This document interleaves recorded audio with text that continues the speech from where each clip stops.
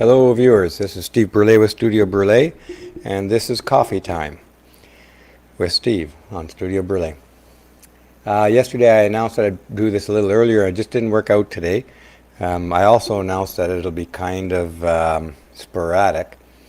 But I did decide to try and have one today, and there's only a few things to bring up and talk about, so I'll jump right in with the first one. I think we have much fewer viewers than normal, but that's to be expected, and I'm sorry for the inconsistent timing and frequency of these coffee breaks. First thing I want to highlight is a comment on the last video. Social worker tweets her hatred of men by Janice's Flamingos. No joke, Janice, episode 27. Hello, Hosea, Razorgate Candy, Taki Zakura, and Gin Bottle in the comments. Great to see you guys today. I do have my coffee here. Hope everyone has a coffee or tea or whatever it is you're liking. Thank you so much, Razorgate Candy. Okay, this first one here, just going to see if I can expand that up and we can see it a little bit more clearly. Alan comments on this video, what an awful person, not really a social worker, that's for sure. Well, I can't agree with that. This is exactly what social workers are in general today. And I responded to Alan on this. They teach from a feminist perspective. The field attracts feminists. They not only tolerate hatred of men, but they subtly reward it. Do not be deceived by these poisonous people. I had somebody else call me to task on stuff that I said in the live stream for that one, and I think I have a screen cap on that for later, and I'll respond to that. And let's see here, we gotta move on to the next one. That was a short little clip.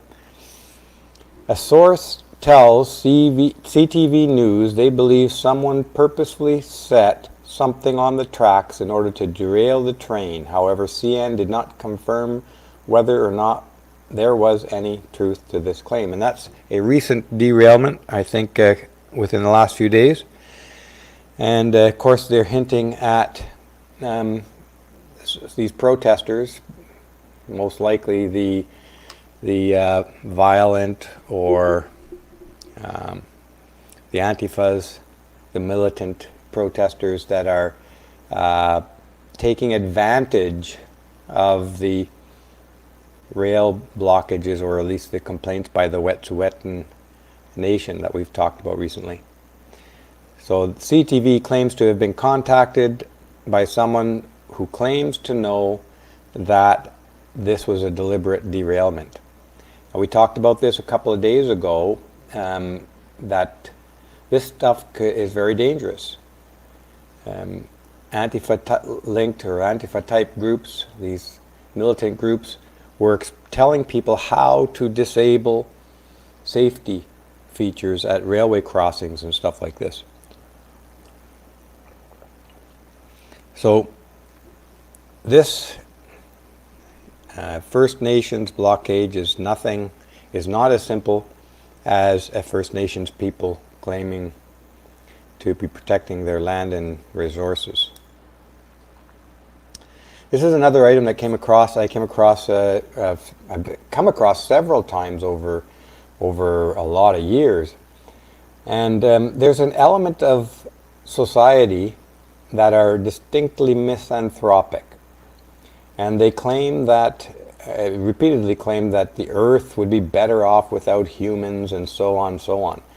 And I'm a member of Quora, and they suggest questions and articles every once in a while, and this one happened to pop right up in my Quora feed, or whatever you call that. What good/bad things would happen if humans weren't on the earth for just one day? Well, there's an inherent implication that maybe humans are not good for the earth. This is a growing and distinctly misanthropic sentiment in our culture. Here's a response on here, which is not uncommon amongst this crowd of people. Trust me, Earth will still be safe if humans are not there. It will be unpolluted and safe in many other kinds. There will be no one to misuse any natural resources. Misuse natural resources. The implication there is that humans are not of the earth, but are here merely destroying an otherwise paradise. Mind it, humans need Earth, not the Earth need us. If humans skipped Earth for just a day, it will be a holiday for the Mother Earth. So far, no bad or negative things can happen there in absence of humans in a day. Well, clearly misanthropic and clearly ignorant of the very fact that human beings are the earth as well. Human beings are as integral a part of the earth as any other animal, any other sphere of the earth, be it the oceans, the atmosphere, the geosphere, the aquasphere. Humans are an integral, inseparable part of the earth. That we have misanthropic, human-hating humans is a sign of cultural and individual mental illness. There's no other way to see that. This idea is born out of an older idea that humans are not part of the earth, that human beings are not natural. And this is really truly ignorant. Well, here's a good point here by Iron Adam John. The earth does not need humans because the earth has no needs. It is inanimate matter. Well, that's true and false. I mean, the earth is its animals as well, its life. The life on earth is as much the earth as are the rocks and the water. So when we say the earth does not need humans, that's like saying I don't need me, or I don't need my body, or my body doesn't need my body, or my arm does not, or my body does not need my arm, for instance, because humans are an integral, inseparable part of the earth. We emerged from the natural evolutionary processes that spontaneously occurred on earth. So we are the earth, as are the animals, as are the worms, as are the damn mosquitoes, which I'd like to get off of the earth. But that's because I'm a human and mosquitoes are just a pest to me.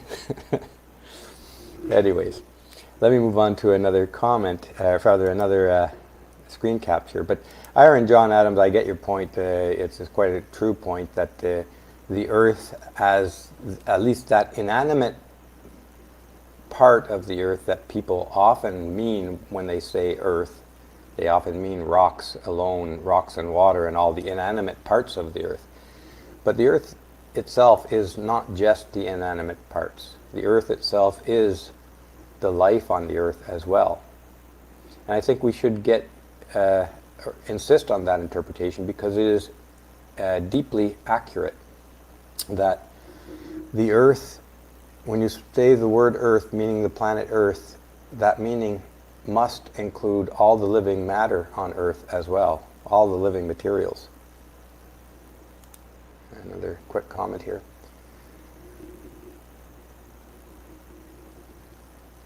Yeah, that's a take on another common expression. Thanks for sharing that. Okay, and Synapse, Mr. Earthy here. Himanshu is full of Shukla, hermetic principles, tablets of creation, and Kabbalion easily dispense with his crazy notions. Well, thank you for that. I'm not sure I understand what it means. But let me carry on to another screen cap that caught my... Okay, here's misanthropy, which seems to be a growing sentiment in our culture. It is the general hatred, dislike, distrust, or contempt of the human species or human nature. A misanthrope or misanthropist is someone who holds such views or feelings. The word's origin is from the Greek word, unpronounceable characters, misos, hatred, and another unpronounceable character, anthropos, man. So, hatred of man.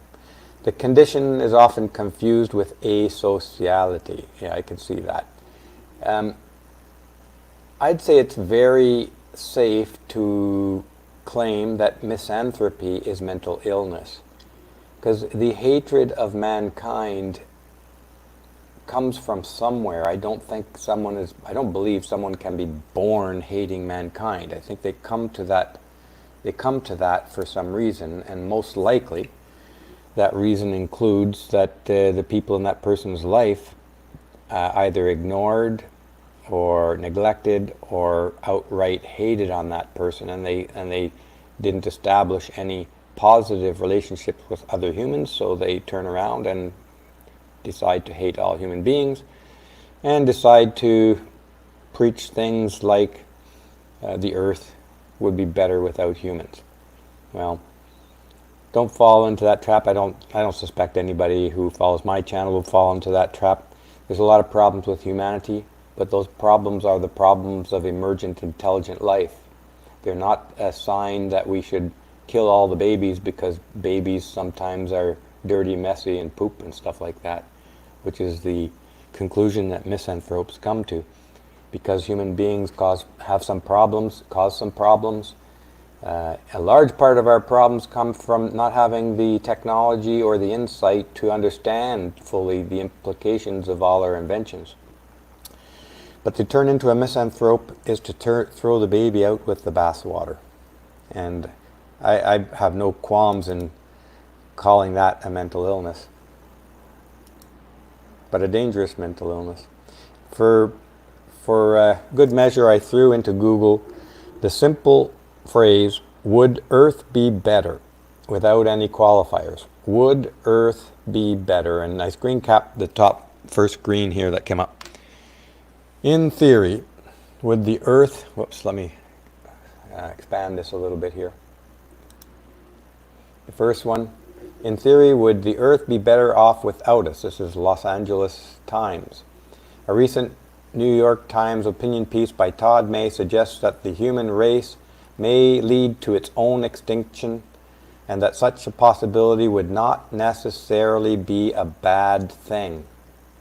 This is a human being saying that the extinction of the human race would not necessarily be a bad thing. But also, he says, would make the world better off. I mean, let's just move on to number 2 here. I mean, this is self-evidently mental illness. It is misanthropy. And it is in line with the topic that we touched on a few coffee breaks ago about environmentalism and anti-humanism, and misanthropy. These qualities are finding expression in what could be called a new religion. They have the qualities of religion. And there was a very good article about that out. Geez, within the last 2 weeks, I believe. And I think we talked about that article in a previous coffee break session. Another New York Times opinion. Would human extinction be a tragedy? I think that may be referring to the same article in the New York Times. Yeah, that's the same article. Another one. Would the world be a better place without humans? The unintended consequences of removing the most advanced species on Earth must be considered. Considered by who? I mean, this is a suicidal sentiment. And the Earth without humans, are we to destroy humans. Certainly feminists talk about killing off men.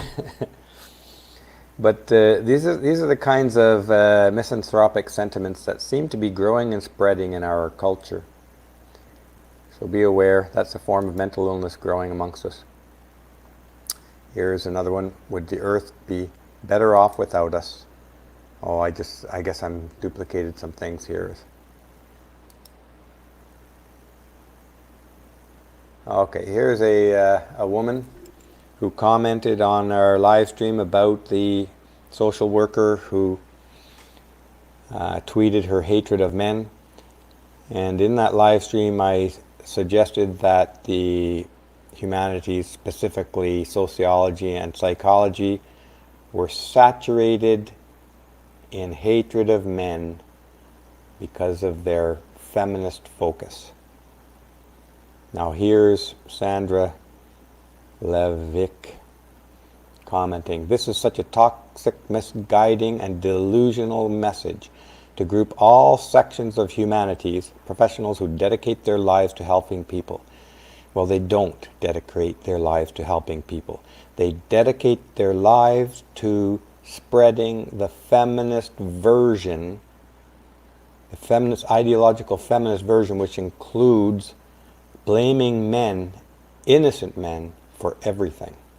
They spread the hatred of men, and I'll repeat myself, there's absolutely no justification, no reason for any man to seek out psychologists and sociologists who aren't actively advocating against the feminist domination of their field. There are such psychologists and sociologists, and I mentioned even in that video, Paul Elam, Tom Golden, Warren Farrell is certainly identifying the problems, although he doesn't advocate against feminism, not very strongly anyways, but he certainly advocates in favor of men's issues very clearly, but he's not a therapist. But there are others out there, and that's my point that I made, I thought, very clearly in that video, is to reject all of those. It's safer to reject all sociologists and psychologists unless you find one who is actively opposing feminist domination or ideological feminism in the therapy fields and in the culture at large. Because these feminists, and I've seen a number of comments posted on that video of guys who went to counselors and whatnot, and in almost every case they turn towards subtle or not so subtle blaming of the men for everything and preaching their SJW programs. In any case, helping dedicate their lives to helping people, right? Who have to abide by laws and rules of ethics to even practice and to say that they are all harming people. You're not paying attention there, Sandra. None of these laws and practices are applied equally. They're all overlooked as long as the target is a man, the hatred, and those very activists, those very psychologists, sociologists are pushing hateful messages at already vulnerable men. You are encouraging people to not seek help for their issues. No, I am encouraging people to seek help for their issues. The first thing you should do is reject the people who are out to destroy you. That's step number one. Step number one, and that includes the overwhelming majority of sociologists and psychologists. As a man, steer away from them. Step number two, start paying attention to people who, like Paul Elam and Tom Golden, who are sociologists or psychologists and who understand the weight of hatred directed at men and how their lives are systematically undermined. And number three, get active about changing this yourself. Fighting this nonsense is therapeutic. To carry on here, there is enough social stigma around mental health to begin with, created by these feminist psychologists and whatnot. You are creating harm when you do this. No. I'm opposing the idiocy of feminism. To group all people into one thing is seeing the whole world in black and white. This is an extremely rigid and myopic way of thinking. Remember, just as a muscle atrophies and becomes rigid due to lack of use and flexibility, cognitive rigidity is the consequence of a lack of mental flexibility. You've just described feminists and feminism in a nutshell. Absolute, total rigidity wrapped around the idea that men have oppressed women throughout history. An outright lie. An outright lie. And me and others like me and all of us who are opposing this ignorant, hateful movement of feminism and its consequences in society, we are exercising our muscles far more than you, little Sandra, will ever understand. Okay, enough with her. The police move. This is back to the blockades again, and there's a lot of action on this, a lot of things coming across my desk anyways on this.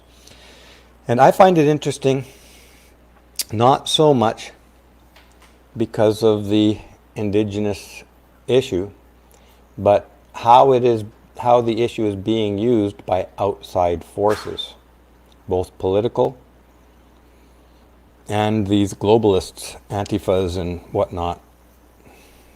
And that fella who created the Extinction Rebellion group, who has his finger in this with Greta, and the hashtag Shut Down Canada. All of these people are in the same mindset. Police moved to clear Canada rail blockade by Indigenous people. A protest of more than 2 weeks by a group of Indigenous people has blocked trains and created political headache for Prime Minister of Canada. Yeah, that is true. This is in the New York Times. It's making international news. While some of the protests mainly involved Indigenous groups, many have included non-Indigenous people who appeared to be acting, this is the important part, non-Indigenous people who appeared to be acting more in opposition to energy pipelines generally than in sympathy with the Wet'suwet'en land claims. There it is, folks. These groups like Antifa and the other groups that are funded by these rich globalists, their interest is only in shutting down capitalism and in the chaos resurrect socialism and spread it entirely around the globe. So they look for opportunities like this to throw wrenches in the gears of capitalism and democratic societies. So they're funding these Antifa types to go and set up blockades. And my bias belief here is that last rail derailment, which happens to be oil tankers again, is caused by those environmental Antifa type activist groups funded by the likes of the Soroses and that Swedish guy, I keep forgetting his name, who backed Greta and who created Extinction Rebellion. These are the people behind these things.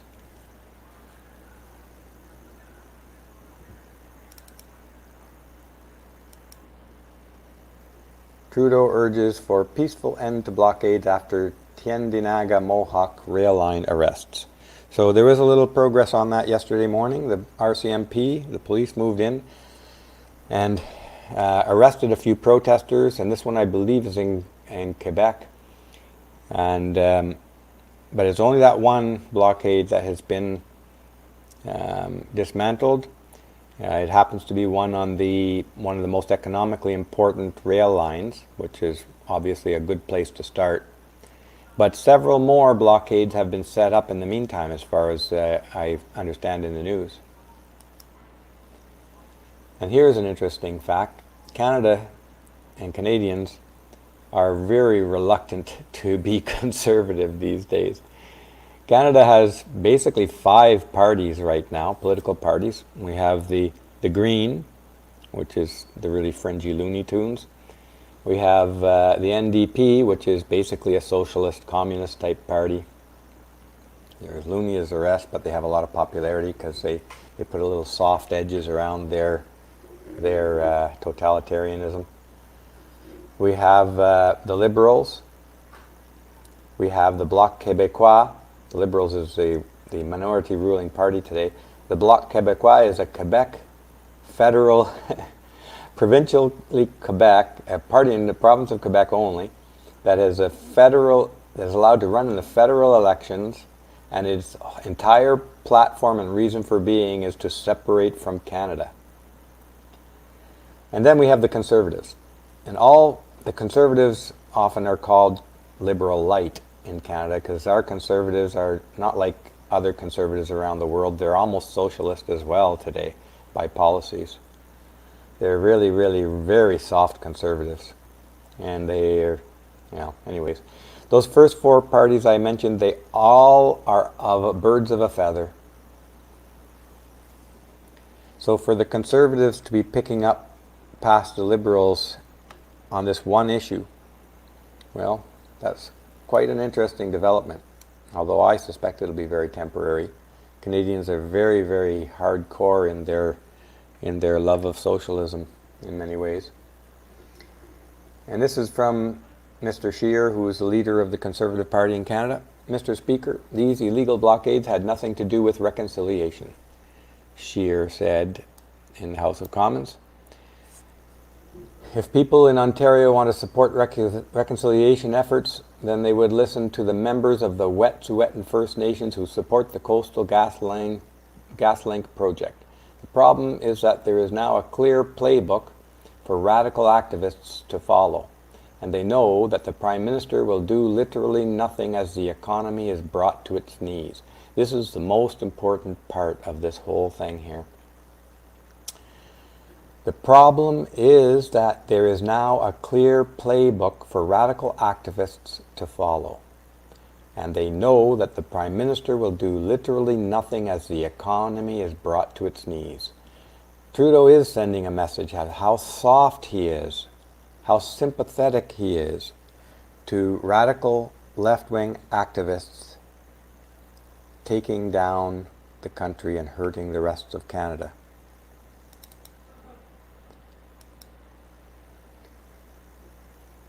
Okay, this is another article on the same topic.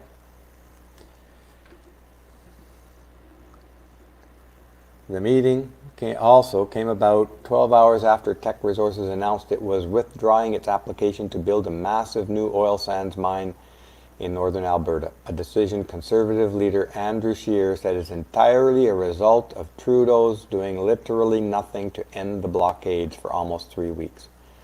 Yes. Yeah, and we should expect more businesses, international money, being withdrawn from Canada. Because businesses, like it or not, they're not in it to hand out freebies.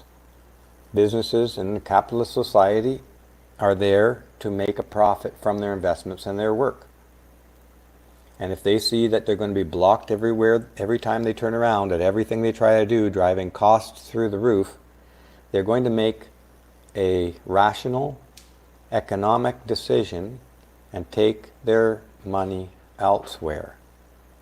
They're going to take their money elsewhere, and they are doing so. And we're going to show a couple of clips of this very shortly.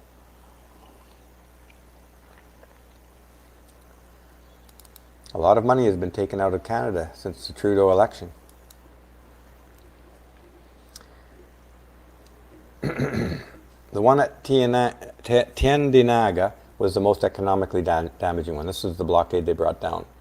But others have gone up intermittently on rail lines, roads, and bridges from coast to coast.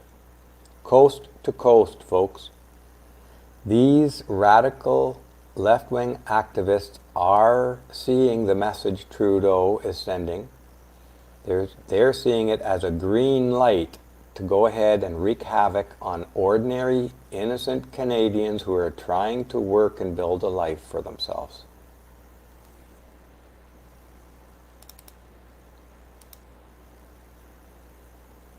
And this is an interesting one too, because years ago I was involved with a men's group, and one of the fellows in our group was a chief in on what was the name of that island in the Georgian Bay of Lake Huron, Manitoulin Island, and we were up to visiting him, and he, like many of the people on his reserve, depend on propane in the winter for heat of their house. They have giant, he had a small little house, very small, but it was clean. It was a very nice little place he had there with his garden going and all. But in the winter, he has a giant propane tank on his property, and they get it filled up periodically, and they use it to heat the house. So these blockades are predominantly hurting people like him on his reserve and his family, who depend on propane, which is delivered by rail cars. Propane shortages have been reported in parts of the country because trains haven't been running well, which has forced some regions to ration.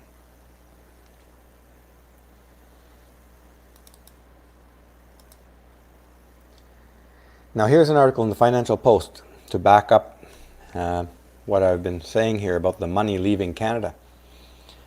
Scrapped: how nearly $150 billion worth of energy projects have been shelved in Canada.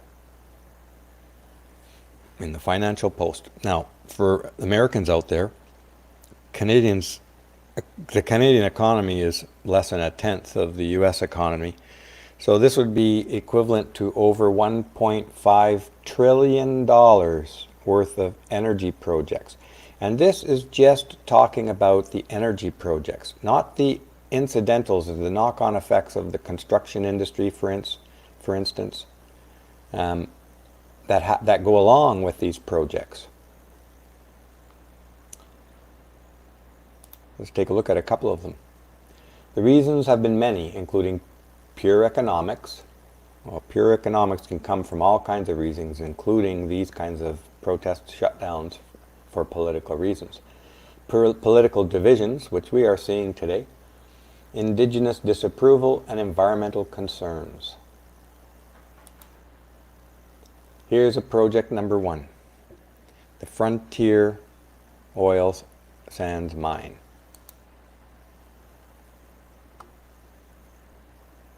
The project was expected to push up Canadian carbon emissions and was opposed by environmental groups, but enjoyed the support of many First Nations in the region. Now, in Canada, Trudeau won the election in part by claiming to attack and reduce Canada's carbon emissions by putting in a carbon tax on gasoline as one of his ways to do it. But here we've lost a project to the tune of, I didn't capture the value of it, but it's in the billions, multiple billions. Something like $20 or $30 billion project. Here's the Northern Gateway, almost $8 billion project. This is interesting because here's a project that went through all of the very stringent government studies and environmental studies required, and negotiations required with affected people. And it was approved by Stephen Harper in 2014, the previous Prime Minister of Canada, but was quashed by a federal Court of Appeal 2 years later. It was rejected by the Liberal government in 2016. And again, it's oil. And 2016 was Trudeau's first election year, in which he ran on a platform of cutting down Canada's dependence on oil or use of or release of greenhouse gases and so on. Here's another one, Energy East, $16 billion project. It faced heavy opposition. It was a Trans-Canada pipeline for crude oil. Heavy opposition in Quebec and Ontario. Of course, it's marked by controversy. And the company was told it had to redo its environmental review process. I don't know on what basis, but of course, Trans-Canada was scrapped in 2017. Here's the Pacific Northwest Light Natural Gas, $36 billion project. Whoop. How did I get backwards on this? 1 second here. The project faced a lengthy environmental review process with concerns raised by local Indigenous groups about the project's impact on fragile salmon spawning groups in the area. Cancelled in July of 2017. Now, light natural gas. I don't know the details, obviously, of this one, but I know that some of the concerns expressed by groups have no basis in science or fact. And I'm very suspicious of this one because light natural gas is basically methane. If it's spilled or leaked out of a pipe, it goes into the air. It doesn't go into the waterways. So how can that have an effect on spawning grounds? Well, there may be a reason there. There may be a reason. But my trust in activist groups is pretty much in the negative. Prince Rupert Light Natural Gas. Again, another light natural gas project. $16 billion.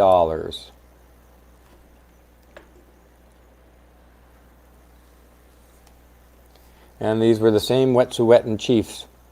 And this, this is the very project we're talking about right now. I think it, or is it now?